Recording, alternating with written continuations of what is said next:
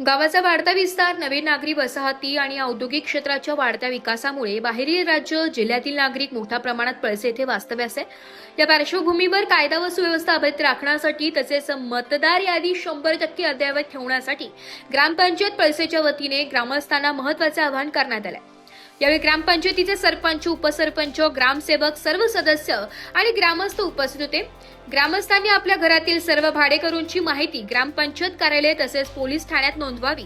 तसेच प्रत्येक भाडेकरूसोबत अधिकृत भाडेकरार करून त्यांची प्रत ग्रामपंचायत व पोलीस ठाण्यात जमा करावी.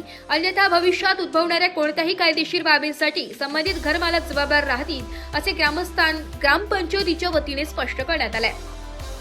त्यावेळी ग्रामसेवकांनी सांगितले की भारत निवडणूक आयोगाच्या सूचनेनुसार सुरू असलेल्या विशेष संक्षिप्त पुनरीक्षण मोहिमेअंतर्गत प्रत्येक पात्र मतदाराने SIR फॉर्म भरणे आवश्यक आहे.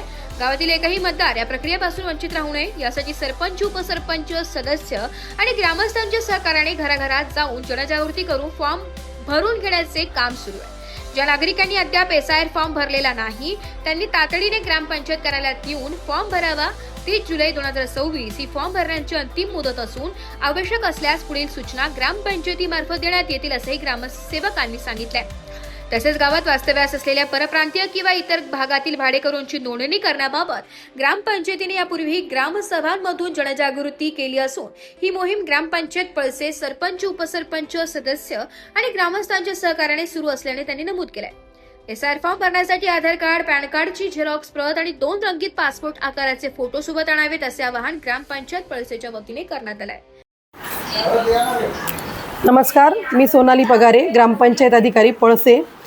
मी ग्रामपंचायत पळसे हद्दीतील राहणाऱ्या सर्व नागरिकांना आवाहन करते की मतदान पुनरीक्षण कार्यक्रम भारतीय निवडणूक आयोगाकडून आपल्याला ज्या सूचना प्राप्त झालेल्या आहेत, तर मतदान पुनरीक्षण कार्यक्रमाचे कामकाज ग्रामपंचायत पळसे येथे एकदम सविस्तरपणे आणि सुटसुटीत असे चालू आहे.